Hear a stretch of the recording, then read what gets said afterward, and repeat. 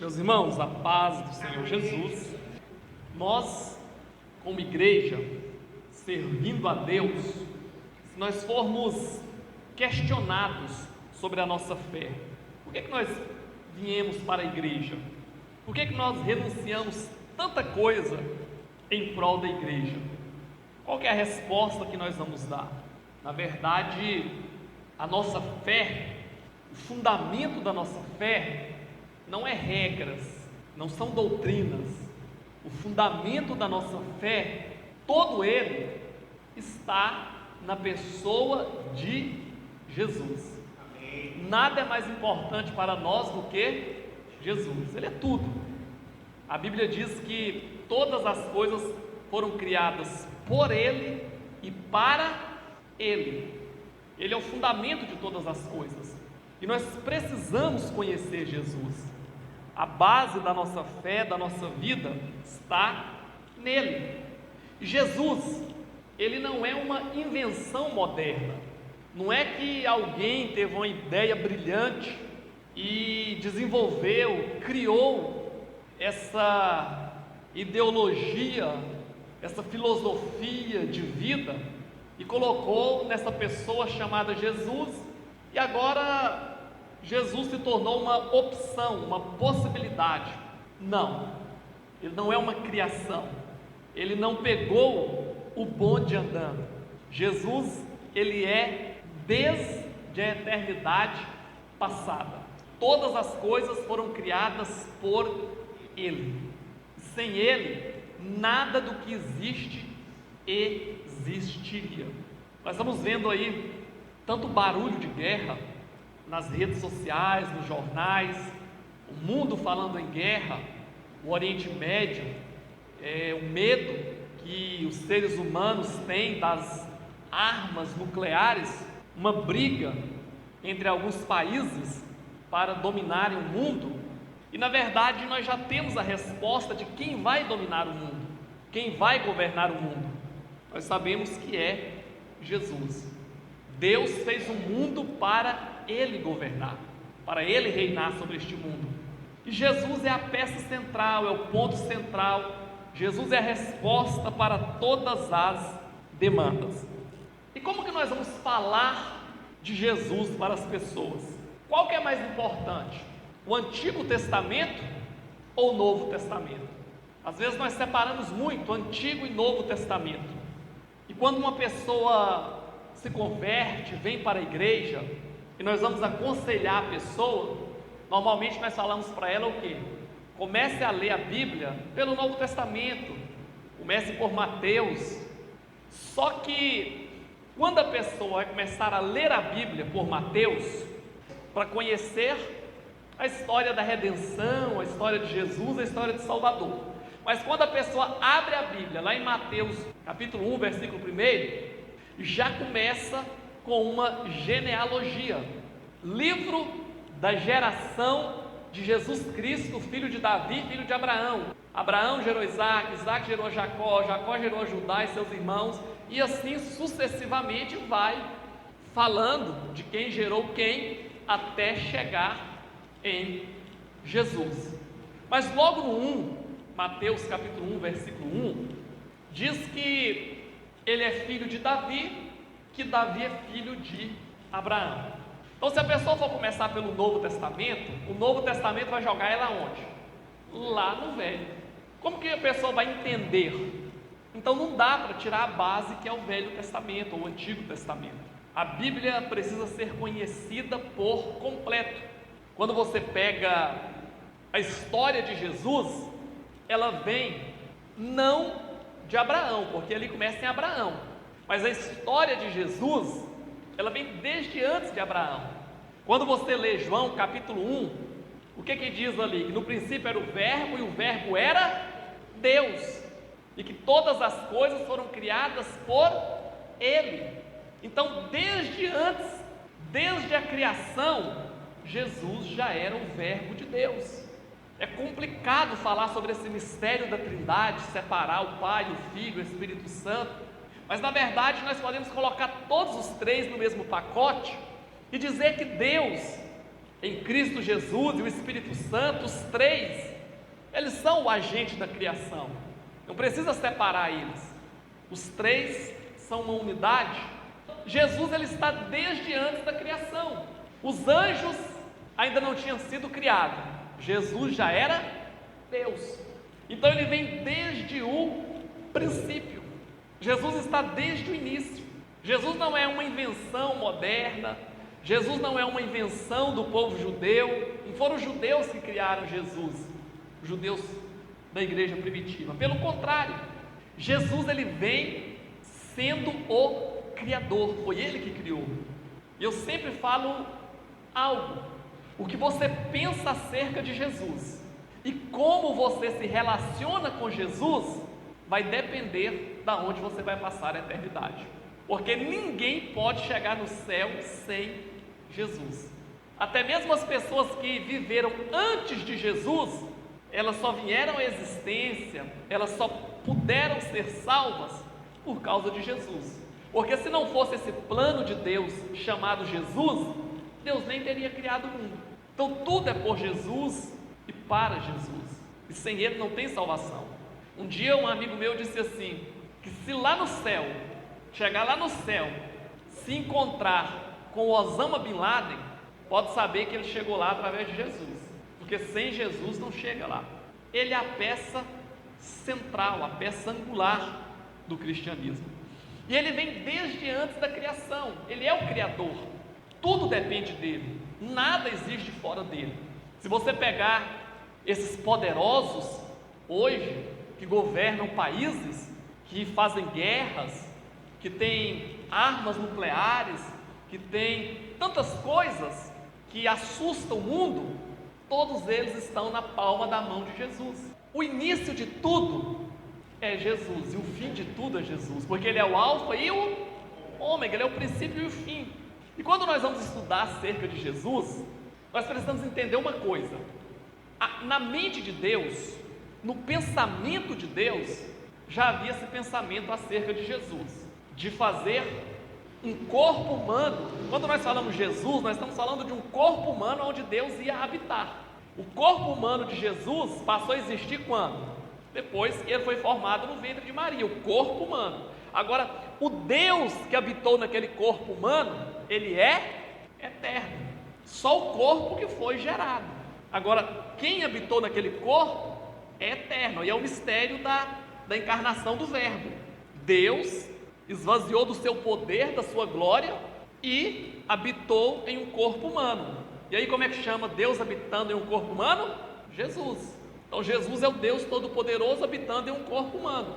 E quando nós vamos estudar a Bíblia, nós vamos encontrar essa profecia, essa manifestação de Jesus já declarada em toda a Bíblia. Porque antes de Deus criar, o sangue dele já era conhecido. O que Pedro fala lá? Que nós somos comprados pelo precioso sangue de Jesus, que foi manifestado antes da criação do mundo.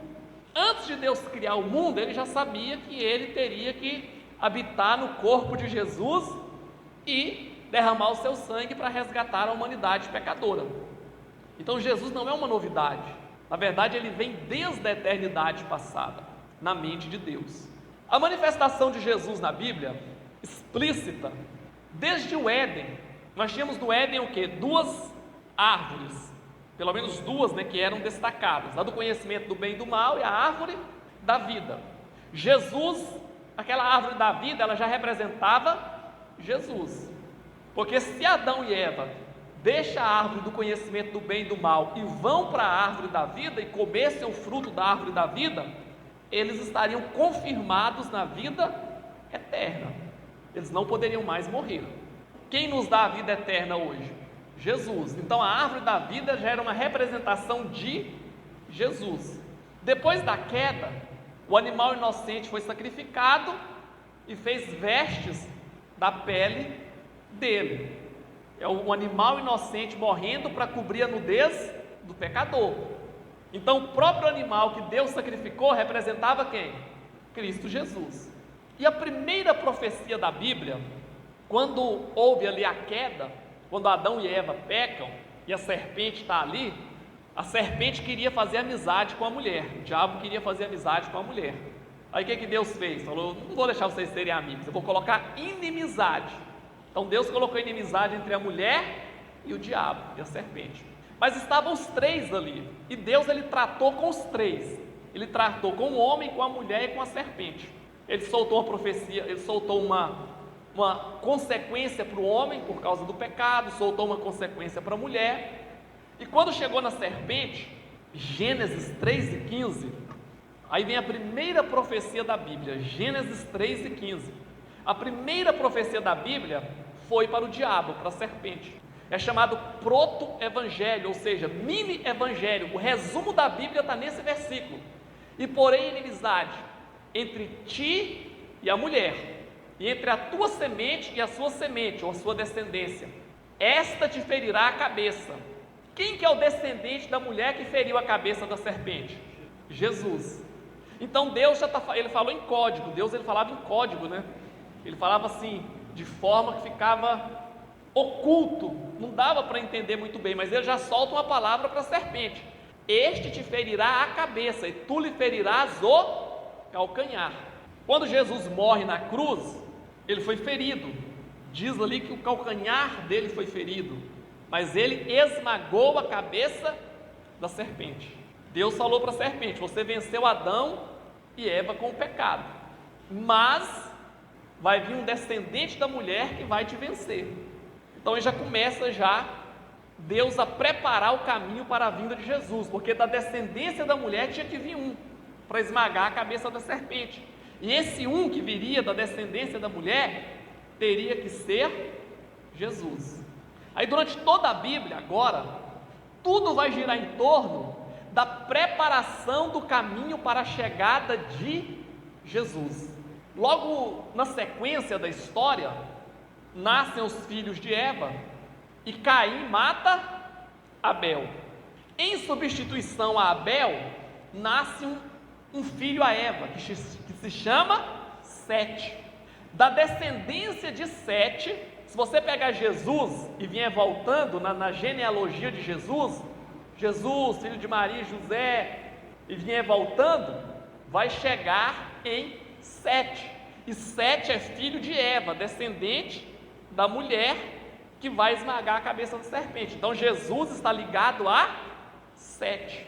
De Sete vem Noé, e de Noé nascem três filhos, Sem, Cã e Jafé. E aí de Sem, da descendência de Sem, vai vir Abraão. Aí Deus pega Abraão, chama Abraão e faz uma promessa para Abraão, que ele ia transformar Abraão em uma nação. Abraão, dos teus lombos, da tua descendência vai ser formada uma nação. Só que tinha um problema, tinha um agravo nisso daí. Qual que era o agravo? Sara já estava com 90 anos e Abraão com 100. Como que uma mulher com 100 anos vai dar à luz um filho, irmãos Zacarias? Aí entra a questão do poder de Deus.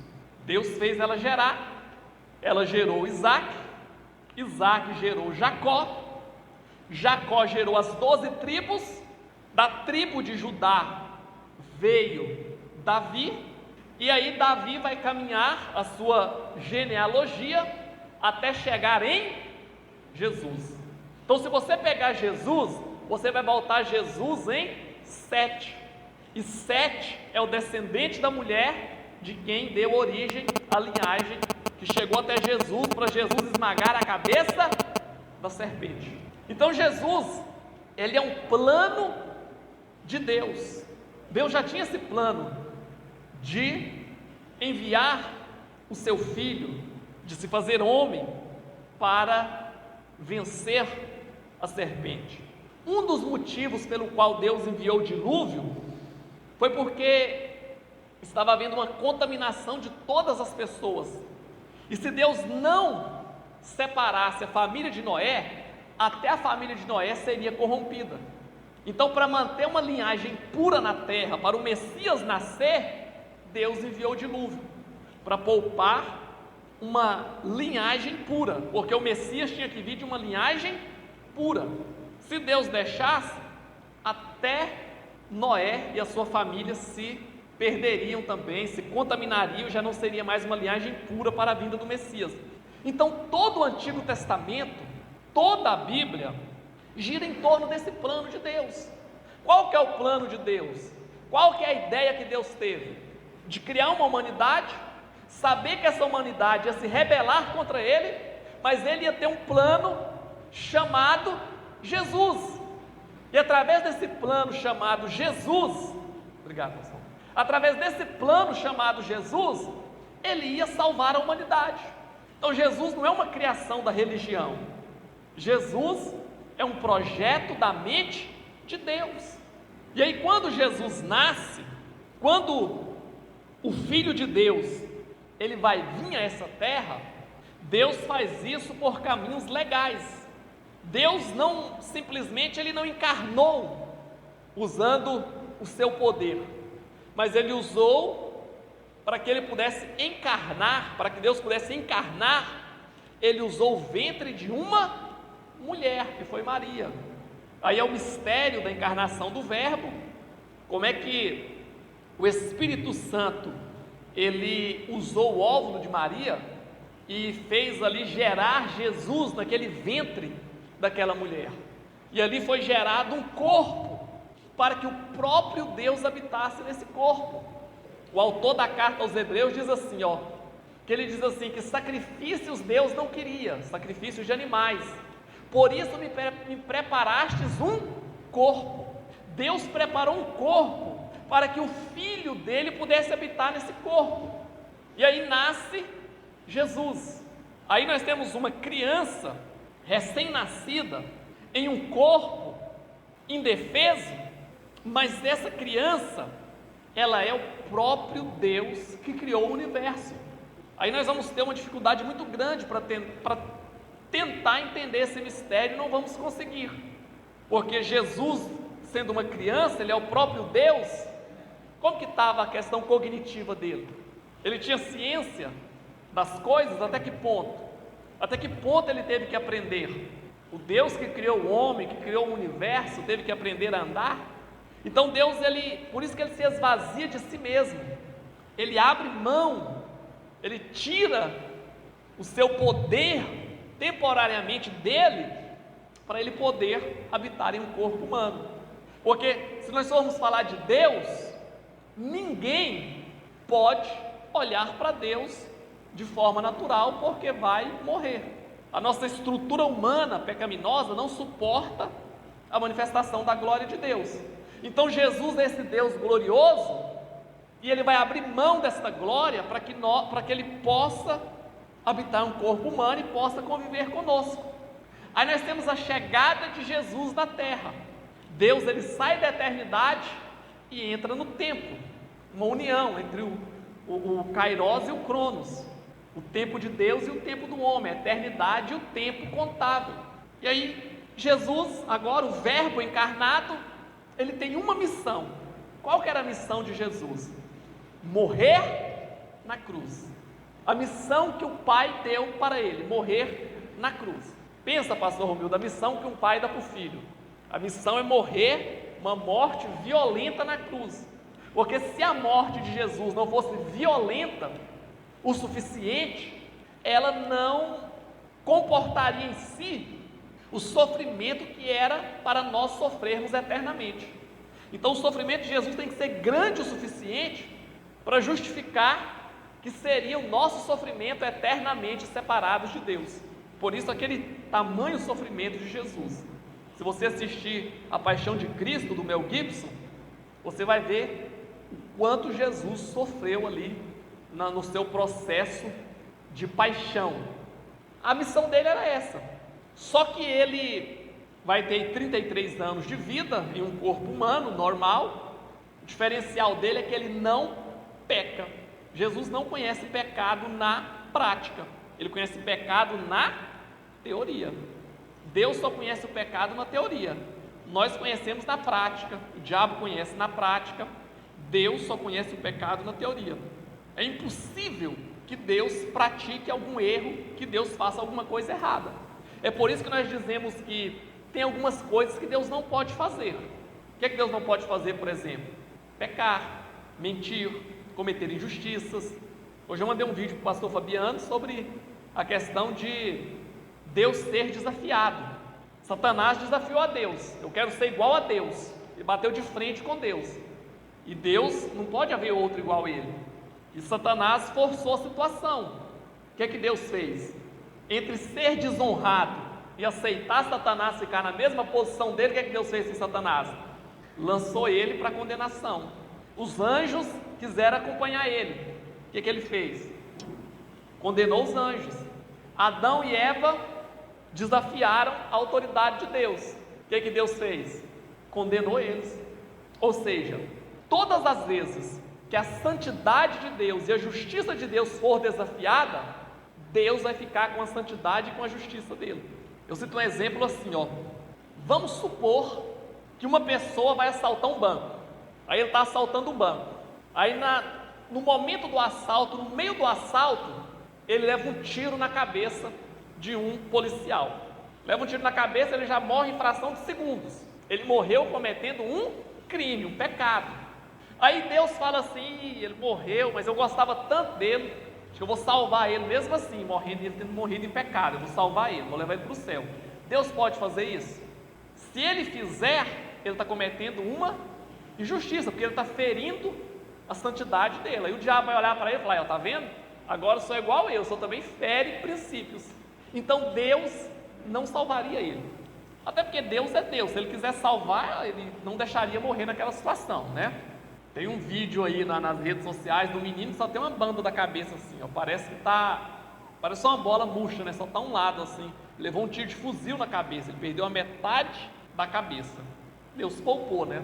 Quando Deus quer salvar, aí hoje é crente, né? Ele salva, livra até da bala de fuzil. Mas Deus, ele só age de acordo com a essência dele. Tudo depende da essência de Deus. Jesus é uma resposta dessa essência de Deus. Para Deus poder justificar a salvação de pecadores, depende do que Jesus fez na cruz. Então Jesus, ele vai exercer 30 anos de vida normal, depois 3 anos de ministério, e nesses 3 anos de ministério, ele vai chamar um grupo de discípulos, ele vai para a cruz, ele morre na cruz, e ele ressuscita ao 3º dia, e ele vai preparar uma igreja. Então aqui nós temos o pano de fundo de Jesus, de quem é Jesus. Quando Jesus, ele está terminando o seu ministério, ele está findando o seu ministério, ele cria uma expectativa muito grande nos judeus. Todo judeu conhecia muito bem a história do Antigo Testamento, eles sabiam muito bem o que eram as promessas de Deus, pelo menos o básico eles sabiam. Todo judeu sabia que a promessa de Deus é que o Messias, o libertador, entraria em Jerusalém montado em um jumentinho. Se você ler Zacarias capítulo 9, versículo 9, tem uma profecia, o próprio Deus falando acerca do Messias. O Messias vai entrar, olha lá: alegra-te muito, ó filha de Sião, exulta, ó filha de Jerusalém, eis que o teu rei virá a ti, justo e salvador, pobre e montado sobre um jumento, sobre um asninho, filho de jumenta. Então o rei entraria em Jerusalém montado em um jumento. Aí coloca Mateus 21 agora, Robson. Olha o que Jesus faz. Jesus já está perto de ser crucificado, está nos dias dele ser crucificado, está ali os últimos 4 dias de Jesus. Mateus 21, olha o que Jesus faz. E quando se aproximaram de Jerusalém e chegaram a Betfagé, ao Monte das Oliveiras, enviou então Jesus 2 discípulos, dizendo-lhes: ide à aldeia que está de fronte de vós, e logo encontrareis uma jumenta presa a um jumentinho, com ela, desprendei-a e trazei-nos.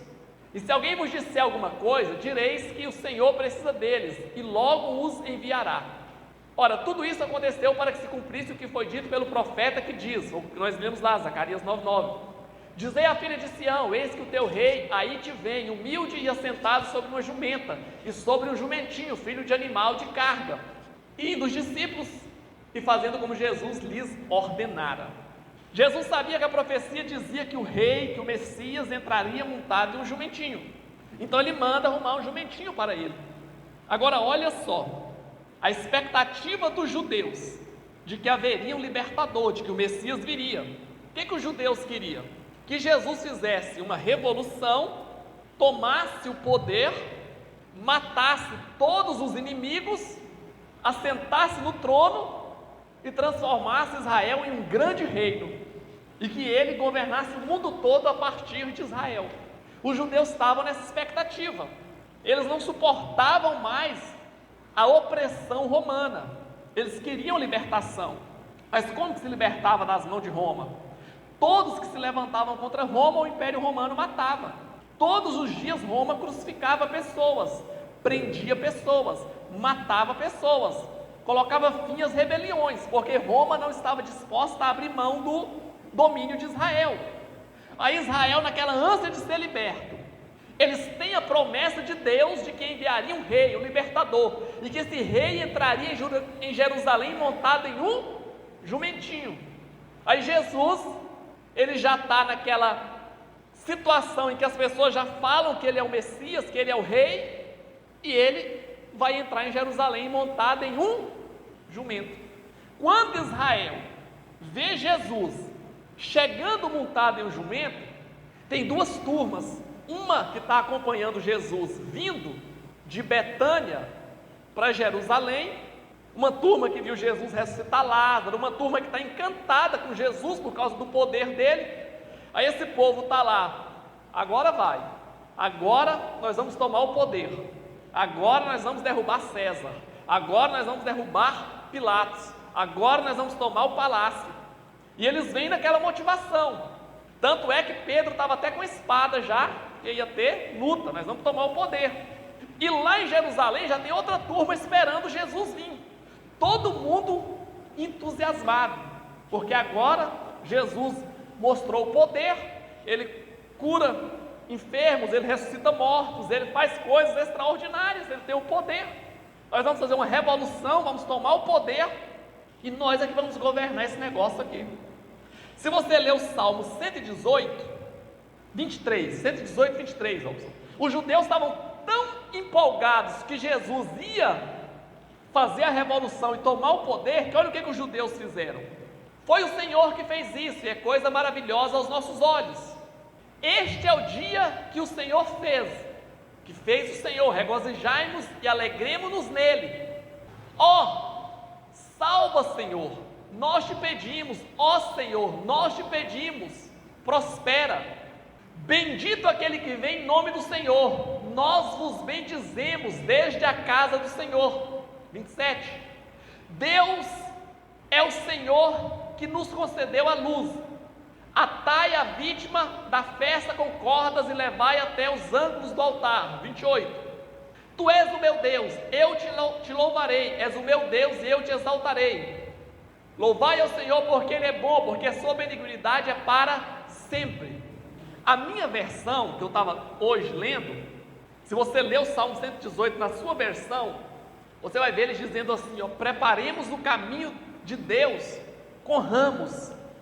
E quando Jesus está chegando em Jerusalém, eles estão cumprindo o Salmo 118. Eles estão dizendo o quê? Hosana, o Filho de Deus. Eles estão esperando que Jesus é o Filho de Deus e que Ele faça a revolução. Então eles arrancam folhas, não é isso? E estão dizendo Hosana, o Filho de Davi. O Filho de Davi é o Messias, porque Jesus é o descendente, o Messias é descendente de Davi. Então Israel está na expectativa de que Jesus é o Messias. E eles estão gritando, Hosana. Hosana significa salva-nos. Não é só louvado, exaltado, é salva-nos. Eles estão cumprindo o Salmo 118, na expectativa de que Jesus faça a revolução. E Jesus vem, entra montado no jumentinho, cumpre a profecia, mas ao invés dele fazer uma revolução de poder, ele vai para o templo limpar o templo. Se você ler o versículo 21 o capítulo 21 de Mateus, você vai ver que depois que Jesus desce do jumentinho, ele vai para o templo e briga com os cambistas, ele vai limpar o templo. E para fechar esta palavra, Jesus, ele não vai para o trono, mas ele vai para a cruz. Eles queriam que Jesus fosse para o trono, mas ele vai para a cruz. Quando os judeus percebem que ele não vai para o trono, mas ele vai para a cruz, praticamente todos o abandonaram. Foi uma frustração. Eles esperavam que Jesus fosse salvar, mas Jesus vai para a cruz e não para o trono. Parece que Roma venceu a batalha e crucificou a esperança deles. Mas ao terceiro dia ele ressuscita. E aí é que vem a grande questão. Depois dele ressuscitado, ele vai aparecer 40 dias para aproximadamente 500 pessoas. Eles veem Jesus ressuscitado, ele dá uma ordem para os discípulos: vão para Jerusalém e fiquem lá até que do alto sejais revestidos de poder. E os discípulos vão para Jerusalém. 10 dias depois que eles estão em Jerusalém reunidos, eles recebem o Espírito Santo. Era a festa de Pentecostes, 50 dias depois da Páscoa, 50 dias depois da ressurreição. O Espírito Santo é soprado sobre os discípulos. E então, agora, Jesus vai começar um projeto chamado igreja. É onde eu e você estamos inseridos. Porque eu fiz um pano de fundo para mostrar quem é Jesus e aonde nasceu a igreja. E a igreja nasceu em Jerusalém há 2000 anos atrás, sobre a chegada do poder do Espírito Santo. Mas a grande questão é que aquilo não foi um evento só para aquela época e nem só para aquele povo. Nós somos hoje a continuidade daquele projeto que começou no cenáculo lá em Atos 2, onde eles receberam o Espírito Santo para formar a igreja. Porque hoje eu estava estudando sobre isso e uma coisa que vem na cabeça: por que Jesus, logo depois de ressuscitar, ele já não implantou o reino, ele já não destruiu os inimigos dele? Porque os judeus queriam que Jesus destruísse os inimigos de Israel, não é isso? Matasse todo mundo e tomasse o trono. Eles não estavam tão errados assim, estavam errados só na data, porque eles queriam que Jesus matasse os inimigos naquela época. Agora, quando Jesus voltar, hoje, agora, ele vai matar todos os inimigos, e aí ele vai assumir o trono de Jerusalém.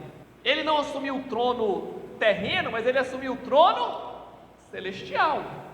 A cruz está vazia, o túmulo está vazio, mas o trono celestial está preenchido, ocupado. Jesus está lá, ele é Senhor sobre todo o universo. Ele vai descer para assumir o trono em Jerusalém, logo logo. Mas por que ele não assumiu o trono? Por que ele não fez isso? Por que ele não ressuscitou e matou todos aqueles que o crucificaram, já vingou logo a sua crucificação, matou os romanos e assumiu o governo das nações? Por que ele não fez isso naquela época? Porque não tinha um povo para ele reinar sobre esse povo. Havia um rei, ele já era rei. Havia uma terra, tinha Israel, tem a terra, toda a terra. Mas faltava um povo. E esse povo está sendo formado há 2000 anos. Nós somos o corpo místico de Jesus. Nós somos o povo sobre quem ele vai reinar. Mas e os que morreram nessa caminhada? Cadê os discípulos? Morreram. Cadê os cristãos de antigamente? Morreram. Mas nem a morte vai impedir esses cristãos de reinarem, porque quando Jesus vier, ele vai ressuscitar eles. Ele venceu a morte, nós também venceremos a morte. Paulo escreve aos Coríntios, no capítulo 15, lá no finalzinho, que a morte é o último inimigo a ser vencido, derrotado, mas vai ser vencida, já foi. Só vai ser manifestada a derrota da morte, porque os que morreram em Cristo ressuscitarão primeiro. 1 Tessalonicenses 4,16. A morte já foi vencida. Então nem a morte pode nos impedir de reinar com Cristo, porque Apocalipse 5:10 diz que nós reinaremos com Ele sobre a terra. Há um reino vindo para a terra. A mensagem de Jesus, o evangelho que nós pregamos, nós somos igreja, não para ir morar no céu. Você é crente para quê? Para ir morar no céu. Ninguém dá conta disso, isso é um tédio. Você é crente para quê? Não sou crente para ser salvo, para ir morar no céu. Não, nós somos crentes, o céu é uma consequência, obviamente, é a eternidade, mas nós somos crentes por causa de um reino que já foi manifestado, por causa de um reino que está sendo implantado, por causa de um reino que está vindo para a terra, e nós somos porta-vozes desse reino. Nós antecipamos a chegada do reino já com o nosso estilo de vida. Quando nós oramos pelo enfermo, o enfermo é curado, nós já estamos trazendo a manifestação do reino futuro para o tempo presente. Nós somos crentes, nós servimos a Jesus por causa do reino, porque Jesus é o próprio Deus, Jesus é a promessa de Deus, Jesus é o Filho de Deus, Jesus se manifestou como homem, morreu em uma cruz, ressuscitou ao terceiro dia, implantou uma igreja, e agora eu e você, nós estamos inseridos nessa igreja. É aí onde nós entramos. Jesus, a igreja e nós. Jesus vem buscar a igreja. A noiva de Jesus é a igreja. A igreja é um projeto de Jesus. A palavra igreja, no original grego, em que o Novo Testamento foi escrito, a palavra igreja é eclésia. Eclésia significa um povo chamado para fora. O que é a igreja? É um povo que está no mundo, mas não pertence ao mundo. Nós estamos fora do sistema do mundo, porque o príncipe deste mundo é Satanás. Os governos da terra caído está na mão de quem? Satanás. As riquezas desta terra caída está nas mãos de quem? Satanás, porque ele é o príncipe deste mundo. Ele falou para Jesus, quando ele foi tentar Jesus: olha os reinos da terra, olha os grandes impérios da terra, é meu, eu dou para quem eu quero, prostra e me adora que eu te dou. Você quer conquistar o mundo, o governo do mundo, morrendo na cruz? Não precisa disso não, eu já te dou de graça. Mas não há reino eterno de Deus sem cruz. Jesus sabia disso. Então os reinos, por enquanto, ainda está no controle dele, do príncipe deste mundo. Mas brevemente, o Deus de paz esmagará Satanás debaixo dos seus pés e assumirá o governo dessa terra, e nós governaremos com ele. E nós somos igreja para isso, para manifestar o reino de Deus, para falar da grandeza de Deus, para viver as grandezas de Deus, para manifestar Jesus. Eu preciso saber quem Jesus é e quem eu tenho que ser nele, porque a igreja só vai casar, só vai ser arrebatada quando ela for adulta, quando ela for perfeita. Você já viu criança casar? Então a igreja não pode ter uma mente infantil para casar, ela tem que ter uma mente madura. E a maturidade da mente da igreja passa por conhecer quem é Jesus. Quem é Jesus? Quem é o teu rei? Quem é o teu salvador? Quem é o teu Deus? Jesus. Amém? Glória a Deus. Então Jesus é o próprio Deus em pessoa, o nosso Salvador. A igreja é projeto dele, e nós somos parte da igreja. Nós entramos nesse projeto chamado igreja. Amém? Glória a Deus.